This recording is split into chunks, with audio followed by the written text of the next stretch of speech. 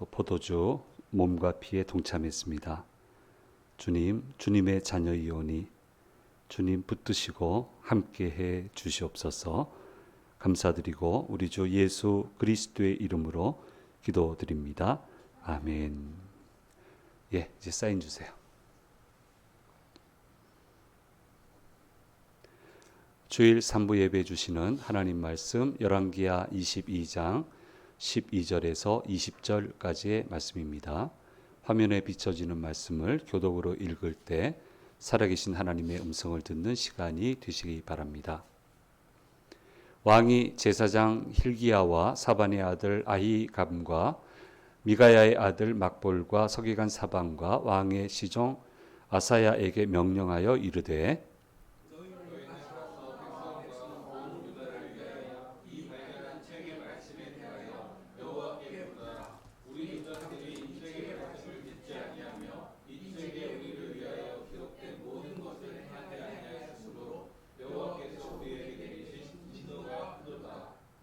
이에 제사장 hil기야와 또 아히감과 악볼과 사반과 아사야가 여 선지자 훌다에게로 나아가니 그는 할하스의 손자 디가의 아들로서 예복을 주관하는 살롬의 아내라 예루살렘 둘째 구역에 거주하였더라. 그들이 그와 더불어 말하매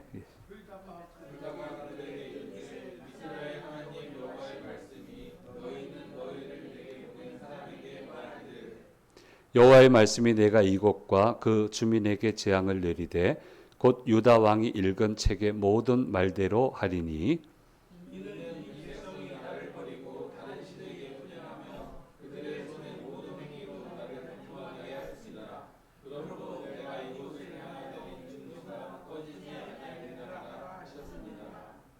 너희를 보내 여호와께 묻게 한 유다 왕에게는 너희가 이렇게 말하라.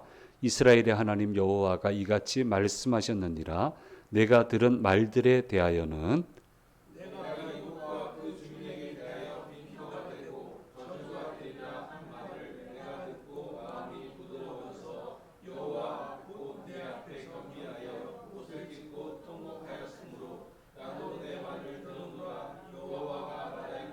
같이 읽겠습니다.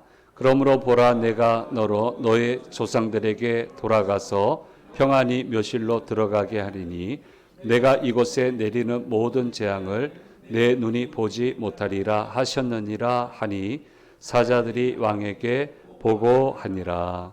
아멘. 주일 3부 예배 오신 성도님들과 영상을 통해서 예배 참여하시는 모든 분들에게 주께서 주시는 은혜가 함께 하시기를 간절히 소망합니다. 25년도 이 3부 예배를 통해서 하나님이 놀랍게 역사해 주실 줄 믿습니다. 우상이 하도 창궐하니까 상대적으로 하나님의 전은 황폐화될 수밖에 없죠. 아무래도요.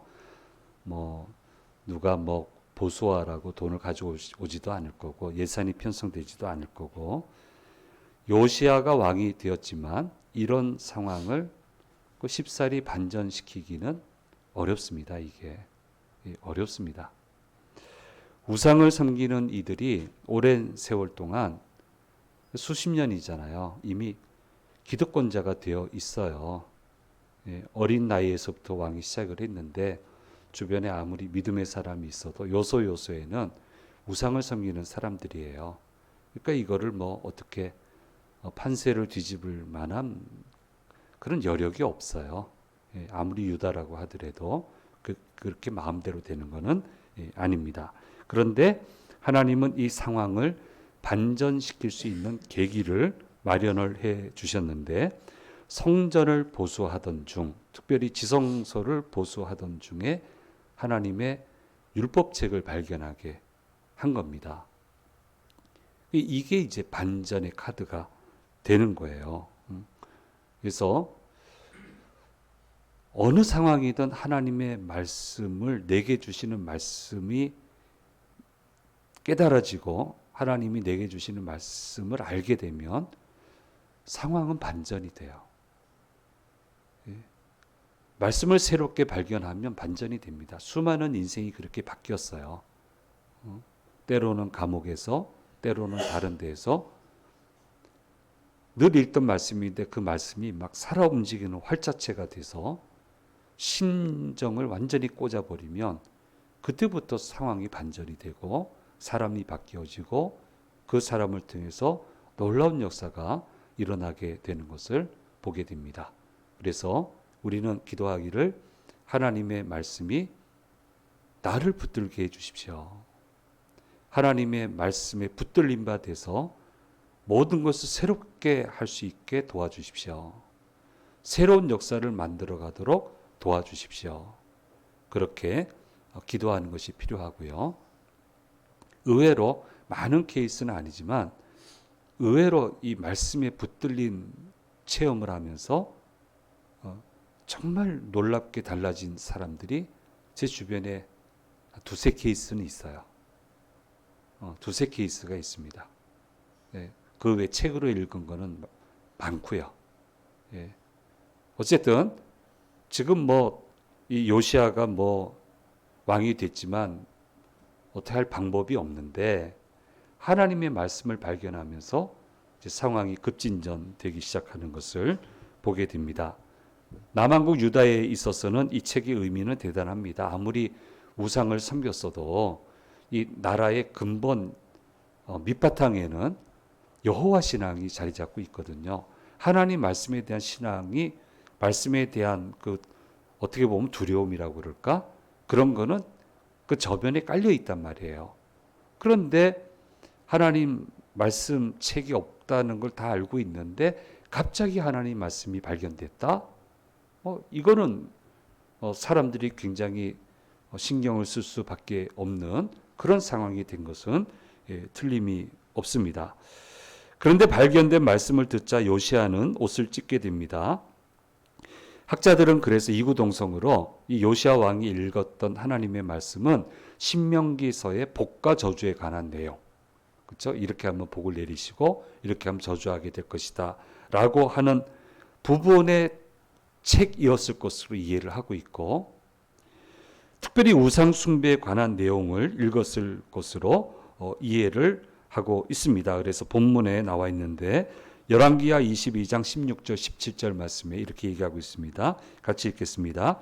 여호와의 말씀이 내가 이곳과 그 주민에게 재앙을 내리되 곧 유다 왕이 읽은 책의 모든 말대로 하리니 이는 이 백성이 나를 버리고 다른 신에게 분향하며 그들의 손의 모든 행위로 나를 경노하게 하였습니다.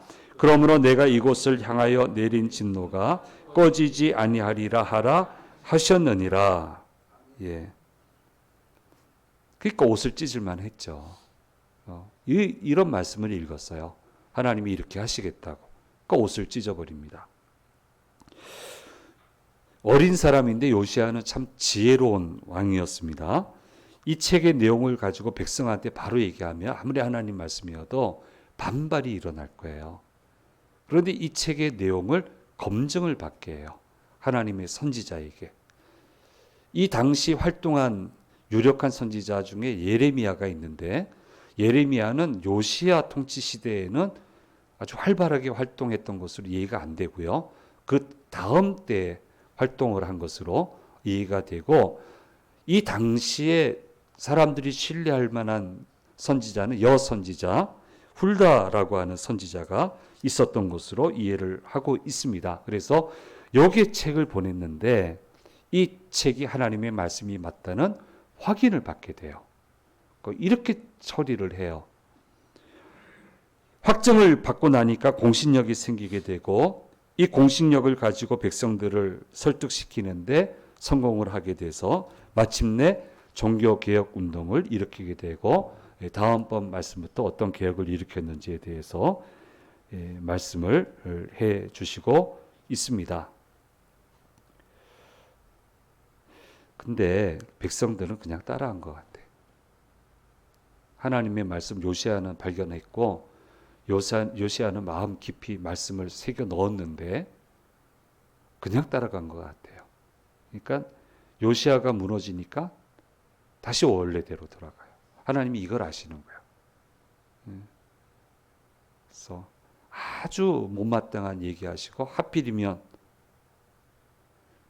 복에 주안점이 없고 징계, 진노, 여기에 주안점을 두게끔 하나님이 이 시대에는 그렇게 하시는 거예요. 그러니까 말씀이 있으면 사는데 말씀을 안 받아들이니까 결국 이 절대적 왕이 사라지니까 유다 백성은 그냥 곧바로 타락하게 되고 멸망하게 되는 것을 보게 됩니다. 그래서 말씀이 내 안에 살아 있어야 돼요. 하나님의 말씀이 나를 붙들고 있어야 돼요. 그래야 살아요. 말씀이 나를 살리시는 거고요. 말씀이 상황을 반전시키시는 거고요. 말씀대로 갈 때 기회가 열리는 거예요. 이걸 우리가 절대로 잊어서는 안 되고요. 그래서 요시아는 지금 유다 백성은 지금 징계를 받는 구조로 가고 있는데 하나님이 요시아는 그냥 빼버리잖아요. 너는 이 험한 꼴 안 볼 거다. 너는 평안히 묘실로 들어가게 될 거다. 그러나 전체적으로 이 사람들 마음을 아는데 이거 돌이키기 어렵다라고 말씀하시고 있는 것을 보게 됩니다. 그래서 이제 요시아 왕이 하나님의 뜻을 알고 나서 처신을 잘 하는데 그 처신하는 모습이 18절 19절 말씀에 나와 있습니다. 같이 한번 읽겠습니다. 너희를 보내 여호와께 묻게 한 유다 왕에게는 너희가 이렇게 말하라. 이스라엘의 하나님 여호와가 이같이 말씀하셨느니라. 내가 들은 말들에 대하여는 내가 이곳과 그 주민에 대하여 빈터가 되고 저주가 되리라 한 말을 내가 듣고 마음이 부드러워져서 여호와 앞 곧 내 앞에서 겸비하여 옷을 찢고 통곡하였으므로 나도 내 말을 들었노라. 여호와가 말하였느니라. 뭐라고 하나님 얘기하십니까? 주민에 대하여서 이곳이 빈터가 될 거다. 못 살게 될 거다. 여기서 저주가 되리라 라고 하는 말을 듣고 내 앞에서 겸비해서 옷을 찢고 통곡했다. 이거는 내가 기억하나. 그래서 뭐라고 20절에 얘기하냐면 얘기를 하고 있습니다. 읽겠습니다. 그러므로 보라 내가 너로 너의 조상들에게 돌아가서 평안히 묘실로 들어가게 하리니 내가 이곳에 내리는 모든 재앙을 내 눈이 보지 못하리라 하셨느니라 하니 사자들이 왕에게 보고하니라. 예. 한 사람만 제외시켜요. 한 사람만. 평안히 묘실로 들어가게 할 거다. 근데 요시아는 전투 중에 죽거든요. 그건 뭡니까? 그게 아니고 못 들어가는 사람도 있는데 어쨌든 묘실에는 가게 할 거다. 그리고 뭐 전투 중에 죽게 되지만 네가 보는 앞에서 그 재앙은 안 오게 될 거다. 그러니까 어쨌든 그렇게 가게 될 거다라고 이제 얘기를 하고 있는데요. 요시아는 하나님의 계획을 완전히 알게 됩니다. 하나님의 계획이 뭐냐면 유다 백성을 멸하시는 거예요. 지금 살고 있는 곳에 못 살게 하는 거예요. 흩어지게 하시는 거예요. 심판하시는데 그 내용이 매우 처참할 거라는 내용을 정확하게 알게 됩니다. 그렇게 하시는 이유도 잘 압니다. 우상을 섬겼기 때문인데 아주 지독하게 섬겼습니다. 스모킹거는 므낫세입니다. 므낫세는 아주 지독하리만큼 우상을 섬기고 하나님의 사람들을 핍박을 했습니다. 요시아가 노력을 합니다마는 이미 한계선을 넘어서고 말았습니다. 보통 하나님은 나로 하여금 망하지 않게 해라라고 얘기를 해요. 그래서 네가 그 역할을 해라. 네가 중간에 막아서서 중보기도 하고 기도하면 고쳐달라고 하면 너로 인해서 그 재앙을 안 내리겠다가 보통 하나님의 뜻인데 그것마저도 이미 넘어섰어요. 그래서 좀 너무 조심스러운 해석이지만 기회를 안 주잖아요. 지금 요시아가 개혁운동 하는데 빨리 데려가잖아요. 통치 30년 했대지만 30대 가시는 거예요. 기회를 안 줘요. 그렇게 넘어선 거예요. 마지막 선을 넘어서고 말았습니다. 예. 그래서 이건 좀 과감한 해석이긴 하지만 어쨌든 제가 보는 묵상은 기회를 안 주시는 거예요.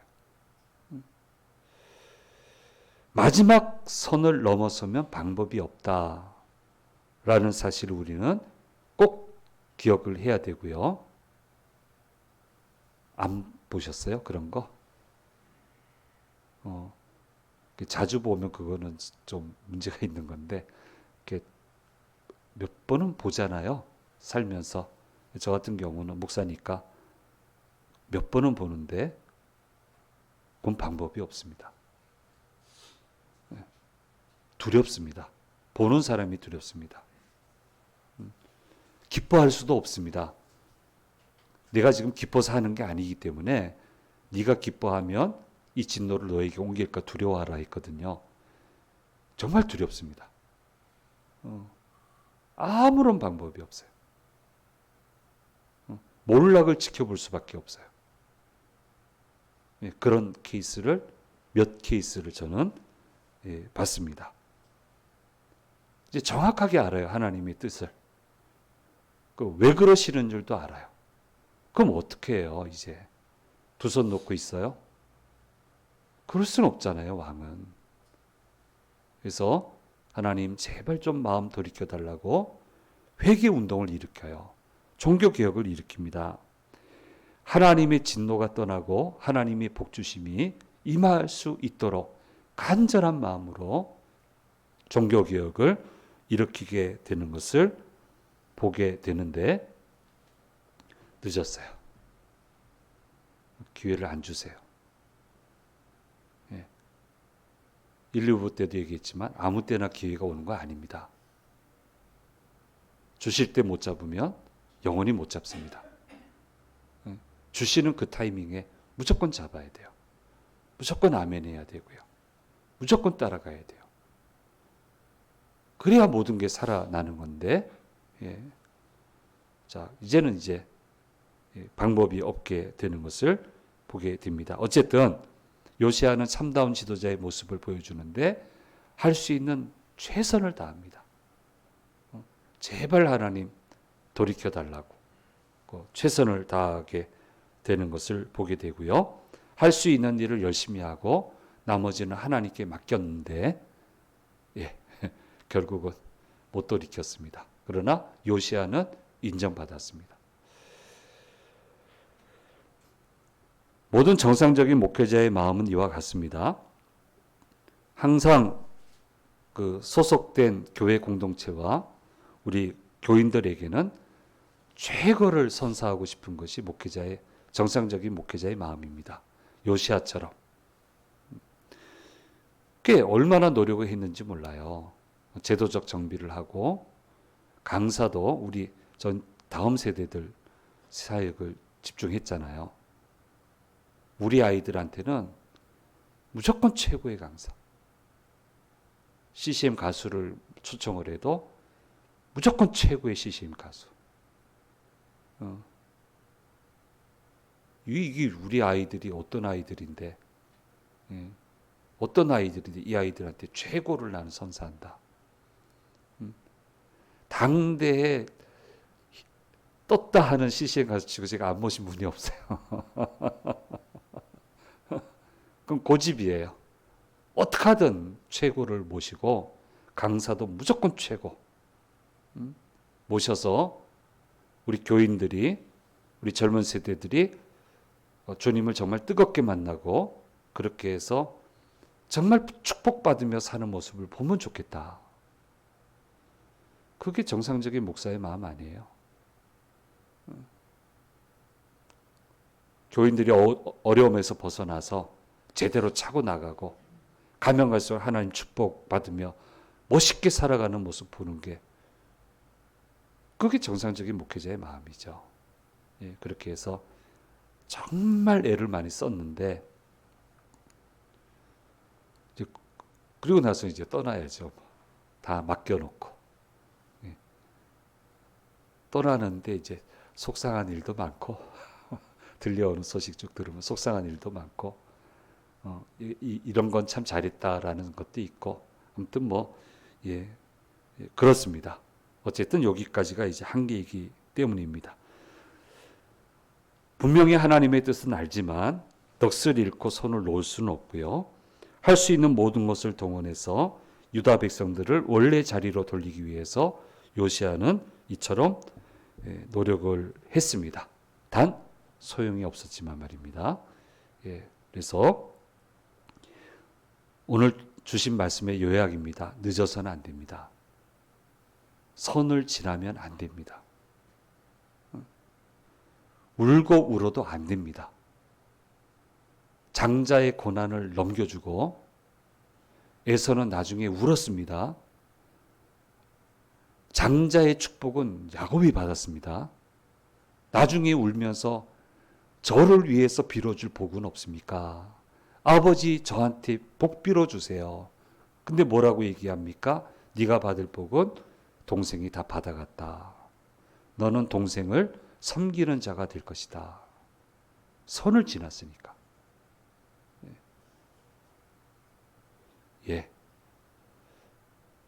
한 해 시작하면서 좀 무거운 주제지만 선 넘어서서는 안 될 선이 있다는 것을 반드시 명심하고 제 모토 하나님이 잘해 주실 때 잘해야 돼요. 그러면 축복의 막 선순환이 일어나요. 계속 차고 올라갈 수 있어요. 항상 우리는 그렇게 가야 된다. 이 비극적인 모습을 보면서 하나님 가로막는 걸 보면서 우리는 이렇게 되지 말아야 되겠다. 이 나라를 보면서도 그래서 두려운 거예요. 독일에 교회가 없었습니까? 목사가 없었습니까? 히틀러한테 넘어가서 망했잖아요. 북한에 교회가 없었습니까? 좋은 목사님이 없었습니까? 공산주의에 넘어가 버렸잖아요. 다 무너졌잖아요. 그게 두려운 거예요. 그렇게 선을 넘지 않도록. 나라를 위해서도, 개인을 위해서도, 교회 공동체를 위해서도, 내가 살아가는 공동체를 위해서도 그렇게 늘 바라보고 잘 관리해 가면 하나님이 은혜 위에 은혜를 더해 주실 것입니다. 올 한 해가 저와 여러분, 우리 주심 공동체, 이 나라 이 민족도 그런 한 해가 되기를 간절히 소망합니다. 기도하겠습니다. 귀하신 주님 감사합니다. 요시아의 이 애씀의 모습을 우리가 오늘 묵상을 했습니다. 하나님의 뜻이 너무나 엄청나게 두려운 뜻이었습니다. 이미 선을 지났습니다. 이렇게 애를 쓰지만 돌이켜지지가 않았습니다. 주님, 이런 넘지 말아야 될 선이 있다는 것을 꼭 기억하게 도와주시고 반드시 기회를 놓치지 말고 제대로 가는 저희 한 해가 될 수 있도록 도우시고 인도해